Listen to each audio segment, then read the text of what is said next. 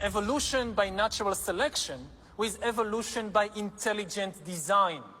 Not the intelligent design of some god above the clouds, but our intelligent design and the intelligent design of our clouds, the IBM cloud, the Microsoft cloud. These are the new driving forces of evolution. Today, we have the technology to hack human beings on a massive scale. And by this I mean that if you have enough data and you have enough computing power, you can understand people better than they understand themselves, and then you can manipulate them in ways which were previously impossible. You know, the whole idea that humans have this soul or spirit and they have free will, that's over. Hi guys, Joe here. I'm on my own tonight for a change. It's a long while since I've done a video on my own.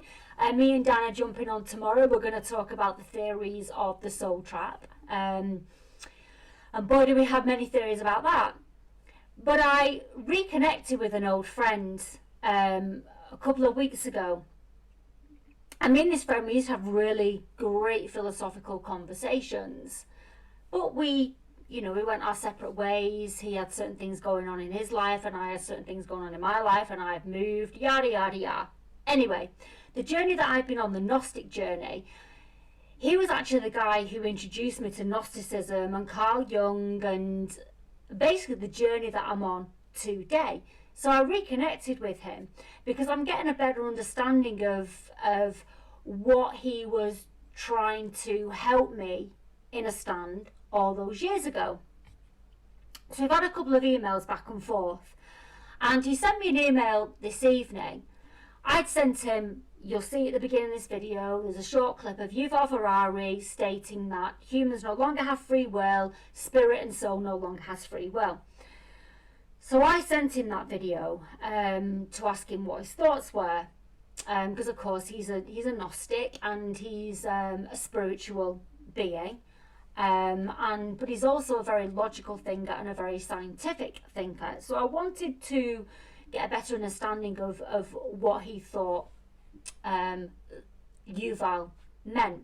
Not sure if he watched it, but I asked him about his thoughts on trapping consciousness in matter. Now, if you've watched any of my other videos, you'll know that I've been talking quite freely about the agenda, which is the transhuman agenda, which I believe is trapping the soul forever in this realm, so we can't get back to Hyperborea, where all our memories are, the archaic, akashic records are.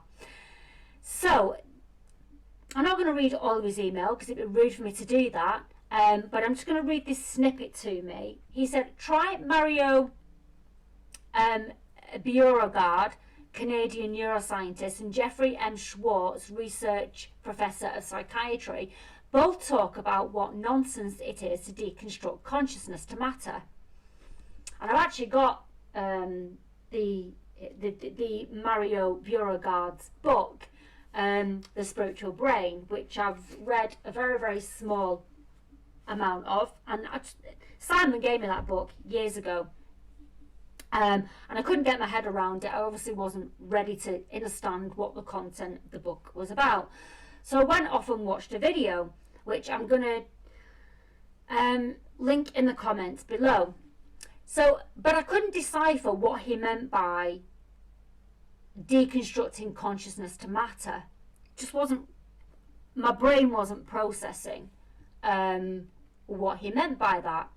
So, as you're probably aware, me and Dan have a lot of conversation, and we were talking about, and what I'm going to do to make this easy for me is I'm actually just going to play my voice notes that I've been going back and forth with Dan about this subject of the transhuman agenda and trapping soul in matter. Well, first off, Dan got me the meaning of what Simon meant with deconstructing consciousness into matter. So I'm going to read this to you. From a neuroscience and biophysiological perspective, consciousness is completely material bound. It is a moment-by-moment summation of neural activity happening in your brain. It is at the atomic level, not the lowest level we know of, that determines how neurons stay firing together. Then reconstruction should give you the same system composition for what underlied the previous consciousness. There's an old philosophical thought that went like, if you removed a plank from an old ship and replaced it with a new plank, is the entire thing still the same old ship? Probably people answer yes. The problem is, if you then asked, if you keep removing old planks and replacing them with new ones until every plank was replaced, is it still the same ship it was before these replacements? Opinions usually split here. Then, if you ask, if you used all of the old planks that you removed and used them to reconstruct the old ship, which one is the old ship? The one with the new planks or the one with the old planks? If the purpose is copy the old, you've achieved that by replicating every possible detail, including its material composition. Would this be one and the same as the old one? Not likely, even if you have the exact replication using old material, because a thing is known by name and its idea. Will it function the same as the old? Yes. That blew my brain, and I actually couldn't deconstruct it, and as I just let my voice notes play, I actually have a bit of a joke about that. So I'm just going to let my voice notes play for you to listen to, because that's the easiest thing that I can, because I've already said all of this once, so it's easiest for me just to let it ride. So here we go. This will be why he can't get his head around the transhuman agenda and locking it. He will be seen as a very scientific viewpoint rather than a metaphysical viewpoint, and I don't think he can separate the two, and I think that's where I'm not going to call it a problem, but that's the way he's clearly, well, he's not left brain, but maybe he is. He's very analytical and logical thinking. Maybe he is left brain heavy. Is it left brain which is the analytical and logical side, and right is the creative? I might have gotten the wrong way around, but I think I've just I now get he can't separate the two, and that's why he can't see the transhuman agenda as being consciousness being driven into matter. His brain's not processing that. As far as he's concerned, when we are dead, consciousness still lives on, which it does, and it's actually he's actually thinking very it's a very logical viewpoint actually, because how can the globalists trap us further into matter if when we do die, consciousness still exists? You can't kill consciousness because it's pure energy. Interesting question up for discussion. Consciousness can be put into AI. I guess that's electric, and you can't kill electric. So I suppose, my brain's going on one now. So if they manage to get consciousness into computers, for want of a better word, artificial intelligence, and the artificial intelligence is never able to die because it's electrical energy which never dies. But robots, computers fail. I don't fucking know. Wow, that's just opened a whole new can of worms for my brain to digest. How can they put consciousness into artificial intelligence and trap it there? He's actually got a valid point, and I would like to have a discussion with that, on that, your viewpoints, which I'm sure you're going to give me anyway.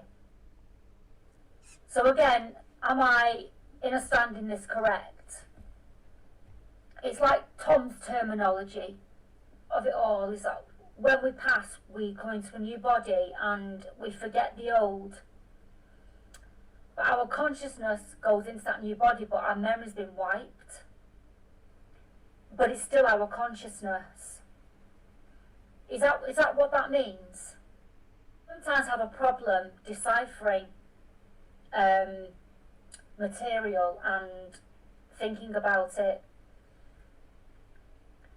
in a logical way. You know, when I read something, if it's not written in a language that I fully understand, I sometimes have an issue deconstructing to formulate it in my own way of thinking. So I do sometimes struggle with understanding something if it isn't written in a way that is simplified, like really simplified. And I know that's simple, but sometimes my brain has difficulty processing what I'm reading. That's why I come across as a bit slow sometimes. Get in the corner, are you done that on, Joe? I always struggled with those kinds of maths questions in maths, you know, if Tom has 5 and he ends up with 10, how did he get 10? You know, those kinds of questions. And although I get what that's saying, it's, you know, if you replace one plank with a new plank, blah blah, in the end do you end up with a new ship, or is it still the old ship? I get what it's saying, but I'm having difficulty actually placing it in terms of consciousness and matter. That's where my difficulty is coming. So Dan replied to that, yeah, what I get is you can't come back in the same body with the same way of thinking. So like Tom explains, your memories are white, it's a fresh body and fresh consciousness. This is Tom Montauk, by the way. It's recycled consciousness, but that doesn't mean that they can't do it. So in simple terms, you can't bring the same consciousness back from the dead. So the question is, what consciousness are they going to put into machines? Or are they going to create a new consciousness, playing God, for these machines pretending to be passed away loved ones, etc., which has been depicted in Black Mirror? A bit like the movie Transcendence, as it wasn't the same consciousness. I did start to watch that film, but got bored and switched it off. But I know which film he's talking about. It's called Transcendence. Put my teeth in, my brain into gear, with Johnny Depp, if you wish to go and watch it. For our theory of trapping our consciousness as an individual, shall we say, into a machine isn't...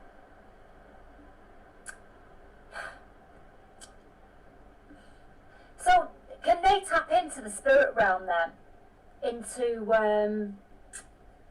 that place? I did a video on it, can't remember the name, you're going to have to remind me. And where all our memories are kept. Is it the memories, Hyperborea, is it the memories that they are going to trap?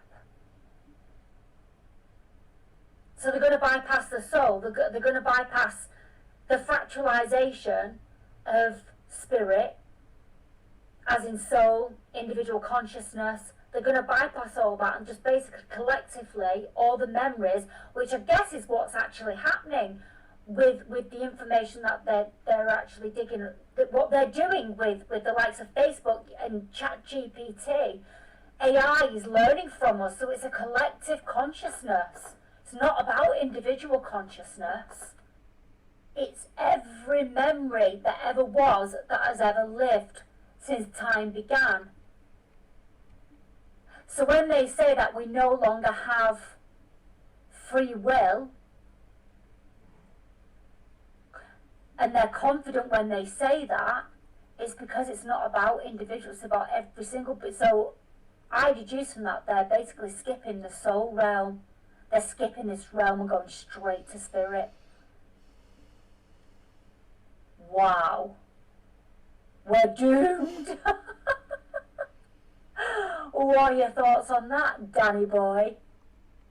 So he goes on to respond. So is Simon's thinking, and the question you could ask him is, does he believe in a life? Actually, that's irrelevant to this conversation. Because he was going back to something that we were talking about earlier. So in response to my voicemail regarding can they skip the soul realm and go straight to the spirit realm, According to Crowley and Pike, etc., yes, they can tap into the esoteric realm and pull things out of it. You also have Egyptian priests that used to perform these rituals and the Nazi occult.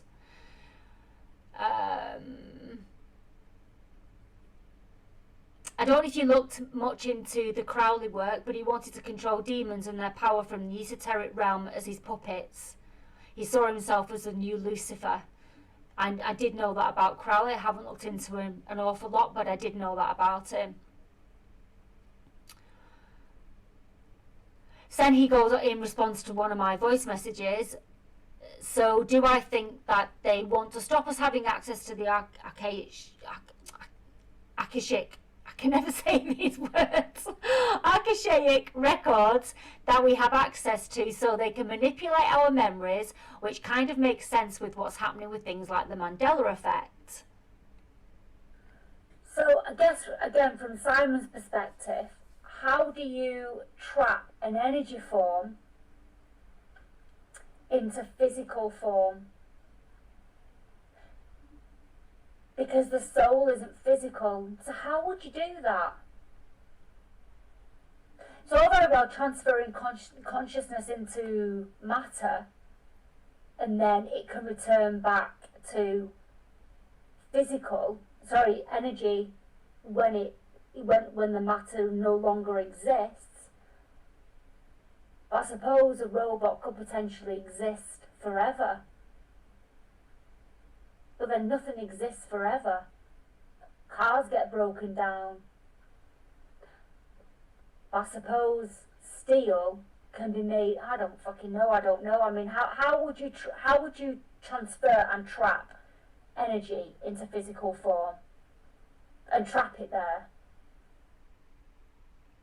And this is where the dark magic comes in, I guess. Answers on a postcard, folks. Yeah, certainly a can of worms I opened this evening with my abstract thought process from just one paragraph from an email, and that person's way of thought. And again, we've not had the transhuman discussion, so I don't know his ultimate thoughts on the transhuman agenda. I'm only deciphering based on the little bit of what I know about Simon and the where he guided me to. And when I watched the video, there was the experiments that this Mario Beauregard had done, was when people had had a near-death experience, the brain still had the brain was dead, but whatever scientific machinery he was using was able to record what was going on in the outside the body in the brain, and there was still electrical activity. So what this Mario has deduced is that even when the brain's dead, there is still electrical activity, consciousness. Now, I know that consciousness exists when we pass, and I guess what I believe Simon to be understanding from that is that you can't place consciousness into physical matter. So when he said, let me just get the email back up, and when he said both of these scientists talk about what nonsense it is to deconstruct consciousness to matter, how can you place an old consciousness into new matter? So anyway, it's certainly one to think about. It's certainly very complex and something that, well, it's great for discussion, but I guess it's answers that we'll never have. Thank you for watching. Me and Dan are doing the video tomorrow on the Soul Trap, the theories of the Soul Trap. So have a look out for that if you so wish to watch, and please feel to subscribe if you like my videos. And I'll speak to you all soon, guys. That was a complicated one. I'll speak to you soon. Bye.